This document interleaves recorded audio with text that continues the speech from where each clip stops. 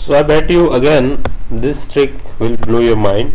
I have some dummy data here. Suppose if I wanted to insert a chart, I can select it, go to insert, and I can see what are the recommendation given by Excel. I press OK. Let me just resize it a bit. Now you have a data like this, and suppose after the editing you have entered Q2 results for every salesperson. Dummy numbers I'm entering.